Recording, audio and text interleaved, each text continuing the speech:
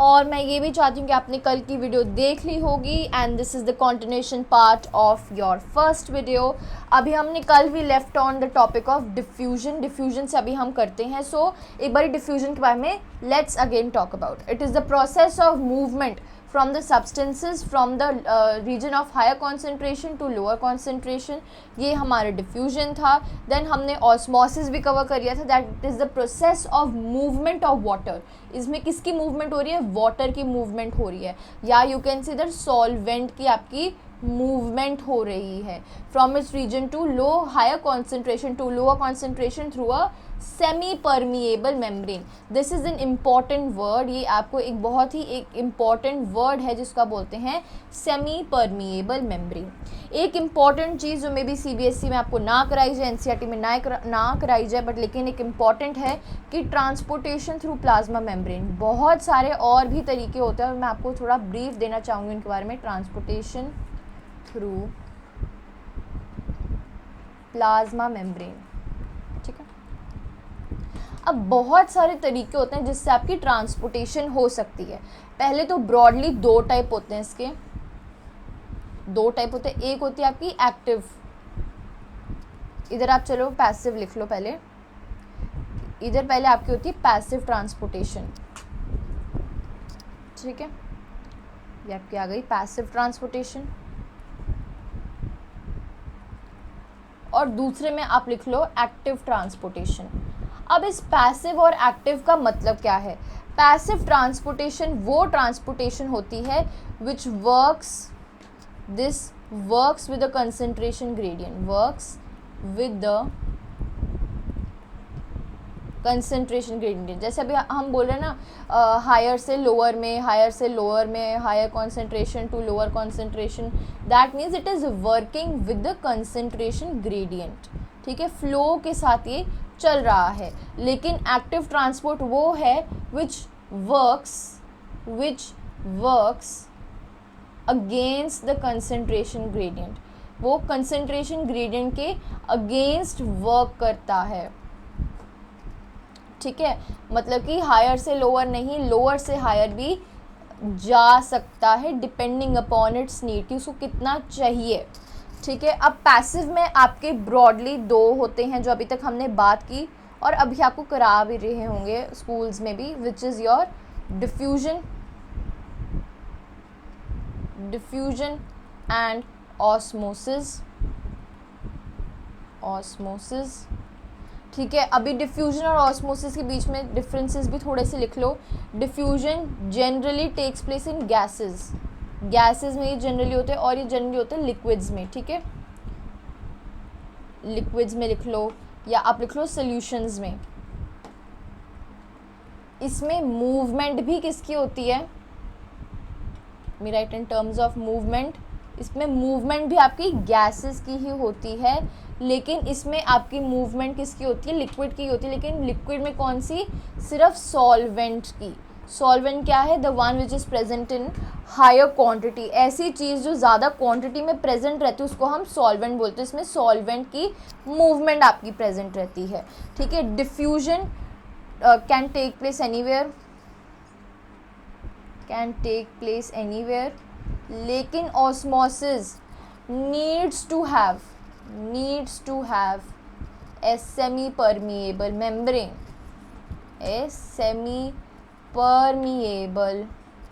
membrane, ये सबसे ज़्यादा इसका इम्पॉर्टेंट पॉइंटर कह लो जो आपको अभी याद रखना है, that it needs to have a semi permeable membrane. Active transport में भी आपके बेसिकली दो टाइप्स रहते हैं broadly. Number 1 is your facilitated transport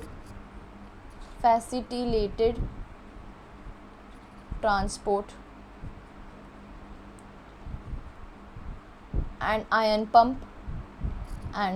pump. आपको लग रहा हो कि भैया अभी हम क्या कर रहे हैं, अभी आपको सब पता लग जाएगा। अभी डिफ्यूजन और ऑस्मोसिस आपको पता लग गया, और इधर होती है बल्क ट्रांसपोर्ट, ठीक है। Bulk transport. अब facilitated transport and ion pump में क्या होता है? इसमें आपकी मूवमेंट होती है आयंस की। मिनरल्स की होती है। और एक्टिव ट्रांसपोर्ट में, अब एक इम्पॉर्टेंट चीज़ आपको पता होनी चाहिए पैसिव और एक्टिव के बीच में डिफरेंस, दैट पैसिव ट्रांसपोर्ट में आपकी एटीपी एनर्जी, एटीपी यूज़ नहीं होती है, ठीक है, नो यूज़ ऑफ एटीपी, क्योंकि वो हवा के साथ जा रहा है। जैसे हवा के, अब जैसे आप साइकिल चला रहे हो, जिस डायरेक्शन में हवा जा रही है उसी डायरेक्शन में अगर आप साइकिल चलाओगे तो आपको कम एफर्ट लगाना पड़ेगा, लेकिन अगर आप उसके ऑपोजिट डायरेक्शन में चला रहे हो तो डेफिनेटली आपको एनर्जी और एफर्ट जो है वो ज़्यादा लगाने पड़ेगा। वैसे ही कंसंट्रेशन ग्रेडियंट के against, that means here we have the use of ATP, जिसको एटीपी का मतलब नहीं पता है। This is a form of energy, it is a form of energy which is being produced by your organelle named as mitochondria. Full form of ATP is adenosine triphosphate, ठीक है, adenosine triphosphate is the full name of ATP. अभी let us come to bulk transport and facilitated transport and ion pump. अभी हमने जहाँ पे plasma membrane का structure देखा था, ये हमारा प्लाज्मा मेम्ब्रेन का स्ट्रक्चर आ गया था, है ना, I made this structure for you. अभी इसको हम बोलते हैं चैनल्स, इस चीज़ को हम क्या बोलते हैं, चैनल बोलते हैं, ठीक है, इसको हम बोलते हैं चैनल। और चैनल के साथ, और ये चैनल्स होते हैं, और ये चैनल के साथ जो प्रोटीन्स या कोई मिनरल्स वगैरह आ रहे हैं with the help of channel, उसको हम डालते हैं facilitated transport and ion pump में। बेसिकली इसकी और भी एक्सप्लेनेशन है facilitated transport and ion pump की, बट लेकिन आप यही समझ लो, या आप ये लिख सकते हो, trans membrane protein that moves ions across the plasma membrane against the concentration gradient. ये ट्रांस मेम्ब्रेन प्रोटीन है। कैसे, ट्रांस मेम्ब्रेन प्रोटीन तो इधर लिखा ही हुआ है, ठीक है। सो ये आपको हो गया आयन पंप, ठीक है। And facilitated transport, here we have the movement of ions using membrane proteins. और वैसे ही आपकी बल्क ट्रांसपोर्ट क्या रहती है, बल्क ट्रांसपोर्ट में जब आप when there is a movement of bulk amount of food and bulk amount of water against the concentration gradient, उसको आप बोलते हैं बल्क ट्रांसपोर्ट, ठीक है। बल्क ट्रांसपोर्ट में भी आपके दो टाइप होते हैं, जिसको हम बोलते हैं एंडोसाइटोसिस और एक्सोसाइटोसिस, एंडोसाइटोसिस और एक्सोसाइटोसिस। ये एंडो और एक्सो हमने कहाँ किए थे, ये हमने किए थे इधर, ये आ गई एंडोसाइटोसिस और exocytosis. That means when amoeba acquires its food, it is taking the help of your ATP adenosine triphosphate, ठीक है। I hope so this is very important, you can even take a screenshot of this.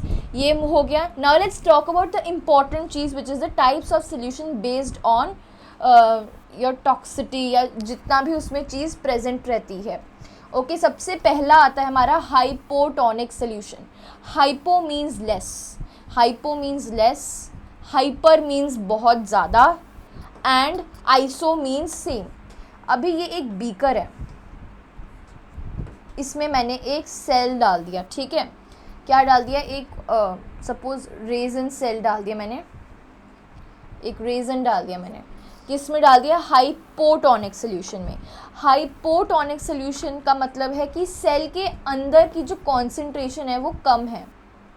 That means the concentration of water is lower inside the cell as outside. That means बाहर पानी ज़्यादा है, अंदर पानी ही कम है। दैट मीन्स ऑस्मोसिस विल झटपट take place, osmosis will take place. That means बाहर पानी ज़्यादा है तो पानी बाहर से अंदर की तरफ आने लग जाएगा। That means in hypotonic solution आपका सेल जो है वो स्वेल हो जाएगा, क्योंकि अब इससे वो ऐसे बन जाएगा। That means your cell is swelling in hypotonic solution. दूसरा केस क्या है आपका, दूसरा केस है isotonic solution. Iso means equal और same. If the concentration outside the cell is same as inside the cell. अब जब बाहर जितना पानी, जितना कॉन्सेंट्रेशन है उतना ही सेल के अंदर है, तो मूवमेंट कहीं पे भी नहीं होगी, है ना, until unless active transport is taking place. But अभी हम इधर ऑस्मोसिस के बारे में बात कर रहे हैं। So that means there would be no change in the shape and size of your resin cell. But लेकिन अगर इसी को ही मैं एक हाइपरटोनिक सोल्यूशन में डाल दूँ, दैट मीन्स बाहर अंदर पानी ज़्यादा है, बाहर पानी कम है, या सॉल्वेंट जो है कम है, कॉन्सेंट्रेशन जो है वो कम है, तो ये पानी वाटर लॉस हो जाएगा इसके अंदर, ये बाहर निकल जाएगा और ये क्या हो जाएगा, ये श्रिंक हो जाएगा, ठीक है, योर सेल विल श्रिंक, अब छोटा हो जाएगा, जो अब इतना था वो अब इतना सा बन जाएगा, श्रिंक हो जाएगा, क्योंकि अब इसमें वाटर लॉस हो चुका है। ओके, ये चीज़ बात होगी। So cell osmosis, this is isotonic, जितना पानी बाहर है उतना पानी ही अंदर है। हाइपोटोनिक के अंदर पानी आपका अंदर आता है, और अल्टीमेटली जब भैया आपका पानी अंदर आता रहेगा रहेगा रहेगा, सो कुछ ना कुछ करके उसकी कैपेसिटी गेट्स ओवर, उसकी capacity of water retention gets over, और अल्टीमेटली आपका सेल जो है वो बर्स्ट हो जाएगा, ठीक है। इस चीज़ को आप हीमोलाइज भी बोलते हो, इस टर्म को हम हीमोलाइज भी बोलते हैं। और क्या हो रहा है, हाइपरटोनिक सोल्यूशन, अंदर पानी ज़्यादा है बाहर पानी कम है, तो ऑब्वियसली ये बाहर चला जाएगा और ये सेल आपका ऐसे पिद्दू सा ऐसे श्रिंक सा हो जाएगा। Cell wall, in addition to plasma membrane, plasma membrane तो होती है, लेकिन in addition to that plants have another rigid outer covering of the cell, outer covering known as cell wall। ये मेरा एक नॉर्मल था, ठीक है, न्यूक्लियस वगैरह आ गया, लेकिन प्लांट्स के पास एक आउटर कवरिंग रिजिड लेयर भी रहती है। ये आउटर कवरिंग है, क्या इसको आप रिजिड लेयर बोलो, इसको हम क्या बोलते हैं, सेल वॉल, इसको हम बोलते हैं सेल वॉल। और ये सेल वॉल किसकी बनी है, सेल्यूलोज की बनी है, ठीक है, सेल्यूलोज की बनी है, this is made up of cellulose. Then it provides structural support to the plant cells, ये एक स्ट्रक्चरल सपोर्ट प्रोवाइड करता है। एंड बिकॉज आपके प्लांट्स, जैसे हम तो मूव कर सकते हैं अगर कोई फेवरेबल कंडीशंस हमारी जितनी ना आए, so we can move, but these plant cells, but these plants can not move, these plants can not move, so इसलिए उनकी प्रोटेक्शन के लिए हमारी एक एक्सटर्नल वॉल है जिसको हम सेल वॉल बोलते हैं। It depends, it determines the shape and the rigidity of the plant and the plant cell. Plasmolysis, plasmolysis क्या होता है, it is a process when a living plant cell, when the organelles of the living plant cells shrinks away from the cell wall is known as plasmolysis। ये भी बोल सकते हैं, या shrinkage of contents of cell wall away from cell organelles away from cell wall, मतलब कि कुछ ऐसी सी सिचुएशन आ जाती है। और श्रिंक कब होता है, जब आप अपने सेल को जो है एक उसमें सोल्यूशन में डालते हो, हाइपरटोनिक में। सो हाइपरटोनिक में आपका सेल क्या हो जाता है, हीमोलाइज हो जाता है, ठीक है, योर सेल बिकम्स हीमोलाइज। अब सेल वॉल जो होती है वो आपके प्लांट्स में भी प्रेजेंट रहती है, फंजाई में भी, बैक्टीरिया में भी। प्लांट्स में सेल्यूलोज की बनी होती है, फंजाई में काइटिन की, और बैक्टीरिया में म्यूरिन की। अभी हम बात करते हैं साइटोप्लाज्म की। Cytoplasm is the fluid content inside the plasma membrane. ये हमारी एक प्लाज्मा मेम्ब्रेन है, ये हमारे न्यूक्लियस है, इधर एक जेली लाइक सा स्ट्रक्चर प्रेजेंट है, इसको हमने बोल दिया cytoplasm. It contains several organelles, इसके अंदर बहुत सारे आपके ऑर्गेनल सस्पेंडेड रहते हैं। और क्योंकि वायरसेस के पास कोई मेम्ब्रेन नहीं होता, तो इसलिए वो कोई कैरेक्टरिस्टिक्स ऑफ लाइफ भी नहीं शो करते। तो वो जब ह्यूमन बॉडी के अंदर आते हैं तो वो ऐसे होस्ट, इसको वो क्या बन जाते हैं, एक पैरासाइट से बन जाते हैं आपके सेल के ऊपर, एक इसका सेल पे झपट्टा मार लेते हैं और सेल के सारे न्यूट्रिएंट्स, सारी नेसेसिटीज़ जो है उनसे छीन के, मशीनरी छीन के जैसे आपकी बॉडी के अंदर आते हैं वो फटाफट अपने आप को डिवाइड करना शुरू कर देते हैं। Cytoplasm is the dancing queen because वो हिलती रहती है, it is jelly like structure. उसके अंदर बहुत सारे कॉस्ट्यूम्स भी बने हुए हैं। कॉस्ट्यूम्स क्या है, हमारे ऑर्गेनल्स हैं, ये सारे हमारे organelles are the costumes here. This is the thick jelly like substance of the cell। Now what are the functions of cytoplasm? Cytoplasm के फंक्शंस क्या रहते हैं, it helps in the exchange of materials between cell organelles. Cell organelles, ये एक मेरा पूरा है ऐसे, इधर बहुत सारे सेल ऑर्गेनल्स हैं आपके। अब इनको कुछ सामान चाहिए तो वो ऑब्वियसली आउटर एनवायरनमेंट से तो नहीं लेंगे, सेल के बाहर से तो नहीं लेंगे, बट इन ऑर्गेनल्स के लिए उनका आउटर एनवायरनमेंट इनका साइटोप्लाज्म है. So cytoplasm helps in the exchange of materials between cell organelles. It acts as a storage house of vital molecules. ये एक storage house of vital molecules are like amino acids, glucose and vitamins. It acts as a site of certain metabolic pathways as well as such as glycolysis. बहुत सारी इसमें चीज़ें भी आपकी present रहती हैं.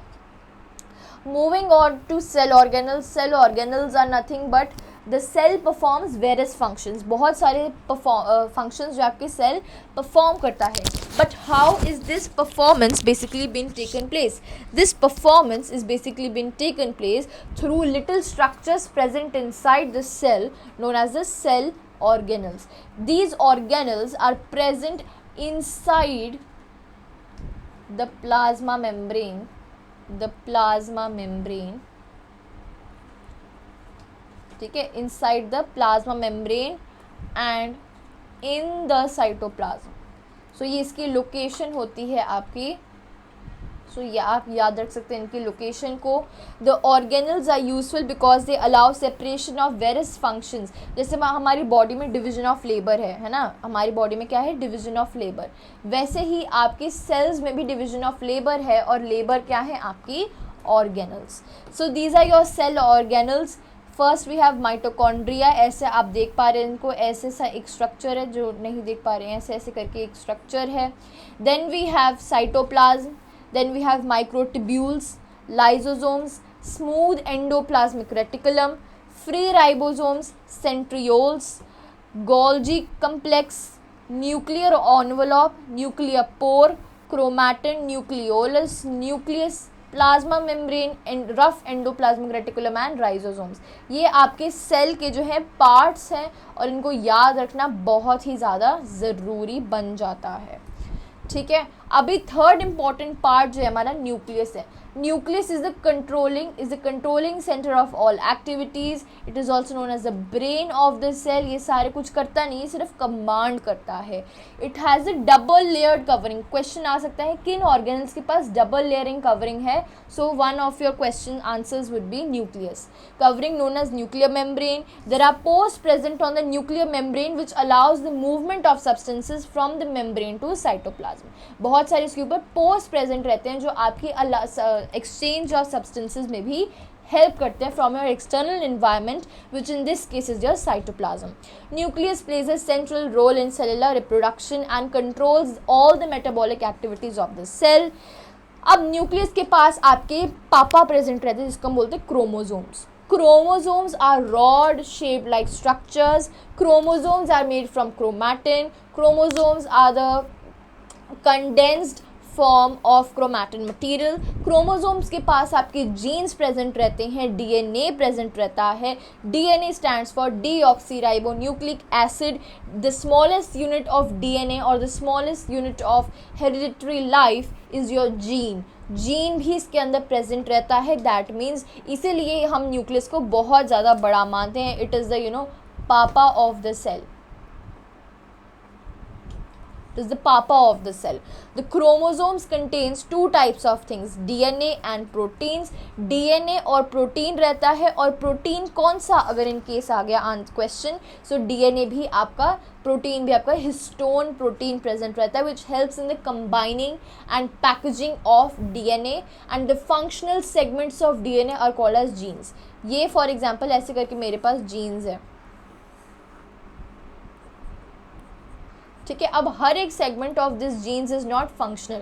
कुछ इसका वेस्ट भी है, लेकिन इधर इधर कुछ फंक्शनल सेगमेंट्स भी हैं जो काम करते हैं असली में, जिनके पास इंफॉर्मेशन रहती है. These functional units are known as genes. इन फंक्शनल यूनिट्स को हम जीन्स बोलते हैं. Now based upon the nucleus of the cells, your cells are divided into two types, your prokaryotic and eukaryotic cells. Into prokaryotes and eukaryotes. Prokaryotes, let me write the basic differentiation between prokaryotes and eukaryotes जो important है आपको याद रखने. Prokaryotes are generally small in size. Prokaryotes and eu means new, pro means primitive. So पुराने type of cells are prokaryotes, eukaryotes are नए type of cells. So basically evolution कैसे होती है, पुराने से नहीं, that means from prokaryotic cells आपके eukaryotic cells over the period of years, millions of years आपके फॉर्म हुए हैं. They are generally small, they are generally large in size as compared to prokaryotes. The nucleus, they have a definite nucleus, nuclear membrane, nuclear region आप कह सकते हो. इनके पास एक definite nuclear membrane या रीजन नहीं रहता है, एंड हेंस आपका न्यूक्लियस ऐसे ही और डीएनए वगैरह घूम रहा होता है, which is known as nucleoid. Nucleoid आपको हम इसको बोलते हैं. Membrane bound cell organelles are absent. इसमें आपका राइबोसोम्स प्रेजेंट रहते हैं. कौन से 70s, ये छोड़ो, ये मुझे भी नहीं पता क्या होता है. सो एनीवेज ये ही बेसिक डिफरेंसेस थी जो आपको याद करने हैं. प्रोकैरियोट्स वर्सेस यूकैरियोट्स, इधर भी आ गए. Generally small in size, generally large. Nuclear region is poorly defined due to the absence of nuclear membrane which is known as nucleoid. Same points are written here. Presence of single chromosome, सिर्फ एक single chromosome रहता है और DNA रहता है. और DNA कैसा रहता है आपका, सर्कुलर DNA. DNA भी आपका सर्कुलर DNA प्रेजेंट रहता है. And here we have more than one chromosomes. Prokaryotes, absence of membrane bound or cell organelles, and eukaryotes, presence of membrane bound cell organelles. Endoplasmic reticulum. Endoplasmic reticulum is also known as ER. ER is the membrane. It is a structure of ER membrane is quite similar to that of plasma membrane. Plasma membrane जैसा ही इसका structure रहता है आपकी endoplasmic reticulum का. Okay, give me 1 second. ठीक है. They have large network of single membrane bound tubules. इनमें tubules भी आपके प्रेजेंट रहते हैं. Like you can C in parts को हम ट्यूब्यूल्स बोल सकते हैं. दिख ही नहीं रहा है कलर. ठीक है. इन पार्ट्स को हम ट्यूब्यूल्स बोल सकते हैं. जो ऐसे ऐसे करके जो आपके निकल नहीं रहे हैं, इनको हम ट्यूब्यूल्स बोलते हैं. It has large network like structures made of membrane bound tubule sheets. ER is connected to the outer membrane of the nucleus. इसका काम क्या रहता है, it acts as a channel for transport. Transportation का काम रहता है क्योंकि ये न्यूक्लियस से डायरेक्ट कनेक्टेड रहते हैं. इधर से जो प्रोटीन्स वगैरह आते हैं ये ऐसे बाहर की तरफ ट्रांसपोर्ट कर देता है. और इसका काम क्या है, इसका काम की डिपेंडिंग ऑन द प्रेजेंस और absence of ribosomes. Your ER can also be of 2 types. 2 type के होते हैं. First we have rough endoplasmic reticulum, second we have smooth endoplasmic reticulum. Rough मतलब कि कुछ उसके ऊपर लगा हुआ है. क्या चीज़ लगी हुई, इसको हम बोलते हैं ribosomes. Ribosomes are the protein factories of the cells. And smooth endoplasmic reticulum में आपके राइबोसोम्स नहीं प्रेजेंट रहते हैं. It has ribosomes attached to its surface so it appears rough. It does not have ribosomes on its surface so it appears smooth.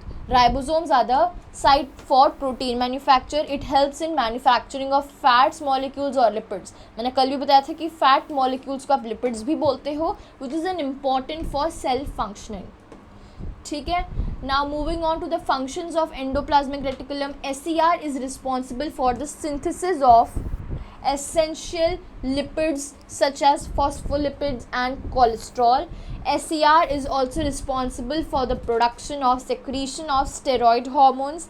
SER plays a crucial role in detoxification of poisons and drugs in liver cells or vertebrates. That means SER आपके generally livers में, nephrons में भी present रहते हैं. The majority of the functions of RER is associated with the protein synthesis क्योंकि उनके ऊपर आपके ribosomes present हैं इसलिए. ठीक है. Then endoplasmic reticulum gives the mechanical support to the cells. ER helps in transport of various substances from nuclear membrane to plasma membrane and vice versa. Transportation का भी काम करता है. That we have already learned. Golgi apparatus and ER are such friends which we can't really separate.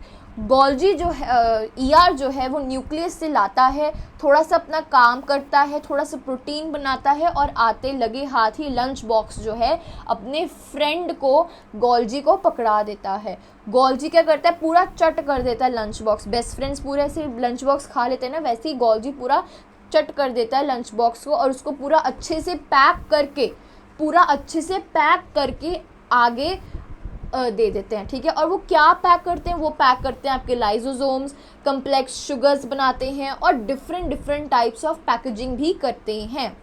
It contains a system of membrane bound vesicles. इस structure को, इस Golgi के ये स्ट्रक्चर को आप बोलते हो वेसिकल्स, वेसाइकल्स भी लोग बोलते हैं, वेसिकल्स भी बोलते हैं। It contains the structure of membrane bound vesicles that are arrange parallel and stacked. इस एक को आप वेसिकल बोलते हो, और जब ये सारे ऐसे एक स्टैक में आ जाते हैं, इस स्ट्रक्चर को आप बोलते हो सिस्टर्न्स, ओके, सिस्टर्न्स इसको आप बोलते हो। It carries the material synthesize near the ER to various parts of the cell. The significant functions of Golgi apparatus includes storage, modification and packaging of products in vesicles। ये इसका मेन काम रहता है। अब हमने बात की कि भाई लाइसोसोम्स कहाँ से बने। लाइसोसोम्स हमारे गोल्जी भैया ने बनाए। लाइसोसोम्स का काम क्या है, स्ट्रक्चर क्या है, sac like structure filled with digestive enzymes. Digestive enzymes रहते हैं जो खुद ही को ही खा सकता है सेल अगर ये फट गए, which is hydrolytic enzymes present रहते हैं in a cell surrounded by a membrane. These enzymes breaks complex materials and digest them. These enzymes are synthesized by RER and packaged by Golgi body. Sort of waste disposal system of cell, ये garbage भी आप बोल सकते हो, क्योंकि जो भी इसमें सपोज अब सेल में कोई मैल फंक्शनिंग हो गई, अब सेल का कुछ काम नहीं है, इट्स जस्ट ऑक्यूपाइंग स्पेस, अब उसको अल्टीमेटली वी हैव टू ख़त्म करना है। डेड सेल्स तो हमारी पूरे ब्लड में घूम नहीं सकते, सो कौन वो काम करता है, लाइसोसोम्स वो काम करता है। वो ऐसे बैग्स या सैक लाइक स्ट्रक्चर होते हैं, जब वो फट जाता है उसके अंदर के हाइड्रोलिटिक एंजाइम्स जब बाहर आ जाते हैं वो सुसाइड कर देते हैं सेल का, ठीक है। These are called as suicidal bags of cell because when the cell gets damaged, lysosomes mostly burst out and release enzymes digest their own cell. It is because of this reason they are known as the suicidal bags of the cell. Now important चीज़ आपकी mitochondria आ गई, which is also known as the powerhouse of the cell. These are double membrane bound cell organelles. Shape and size इनका oval सा रहता है, ऐसे सा elliptical सा रहता है, ठीक है। ओवल एंड 0.5 नैनोमीटर के रहते हैं। There are two membranes of mitochondria, outer membrane and inner membrane. Inner membrane, your outer membrane is porous whereas your inner membrane is folded into sheet like structures known as cisterns. Outer membrane porous in nature, inner membrane deeply folded into cisternae, cristae. Question: why are they called as powerhouse? Because they convert O2 from respiration. जब उनको खाना मिलता है तो फिर वो respiration के through, process of respiration से वो ऑक्सीजन सिंथेसाइज करते हैं एंड वो एनर्जी बनाते हैं। They make an energy currency which is ATP, adenosine triphosphate. This energy is required by cell to carried out various activities. ये हमने पहले ही बात कर ली थी। माइटोकॉन्ड्रिया के पास खुद का DNA होता है, खुद का एक प्रोटीन भी रहता है, राइबोसोम्स भी रहता है, that means it is also able to make its own protein. तो मतलब कि ये अपने आप ही एक अलग सा सेल बन चुका है, ये रेप्लिकेट भी कर सकता है, अपने आप के लिए एंजाइम्स भी बना रहा है, एनर्जी भी बना रहा है, DNA भी है। तो ऐसा बोलते हैं कि mitochondria might have been a prokaryotic, prokaryote होगा जो एक यूकैरियोटिक सेल में आ चुका है over the evolution of years, when the years are passing by. Functions of mitochondria regulates the metabolic activities of the cell. It is also involved in various cellular activities like cellular differentiation, cell signaling, cell synthesis, controlling the cell cycle, and also in cell growth. Helps in maintaining an adequate concentration of calcium ions with the compartments of the cell. Plastids क्या होते हैं? Plastids are present only in plant cells. Mitochondria की तरह ही होते हैं, ये double membrane like organelle रहते हैं, इनका भी खुद का एक DNA और राइबोसोम रहता है। The internal structure of chloroplast contains numerous membrane layers which are embedded in a material called as stoma. ऐसा सा उनका कुछ रहता है।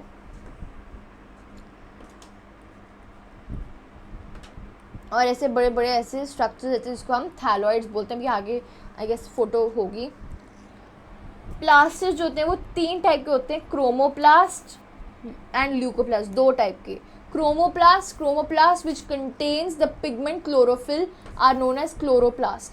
क्रोमोप्लास्ट सारे वो कलर देता है एक्सेप्ट ग्रीन, क्योंकि जिसमें ग्रीन पिगमेंट रहता है उसको हम क्लोरोप्लास्ट बोलते हैं, which has chlorophyll in it and is the site of photosynthesis process. Leucoplast generally white और कलरलेस प्लास्टिड्स रहते हैं, इनका काम रहता है storage of food materials like starch, oils, proteins, granules, ये सब इनका स्टोरेज का ही काम रहता है। इनको हम एमाइलोप्लास्ट, एल्यूरोप्लास्ट एंड एलाइयोप्लास्ट भी बोलते हैं। एमाइलोप्लास्ट स्टोर्स स्टार्च, प्रोटीनोप्लास्ट और aleuroplast stores protein and elaioplast stores oil. Vacuoles जो आपके होते हैं, these are known as the storage sacs and contain solid and liquid materials. They are prominent and large in plant cells, while in animal cells they are either absent or if present they are small and temporary. Amino acids, sugars, various organic acids and some proteins are stored in vacuoles that are present in plant cells. Vacuoles provide rigidity and turgidity to your plant cells. Similarities and dissimilarities of the plant cell, all these I'm going to discuss in my next lecture, because ये अपने में ही class आज बहुत बड़ी हो चुकी है और ये अपने में एक बहुत इंपॉर्टेंट टॉपिक है. So we'll discuss in the next lecture. Thank you everybody for watching.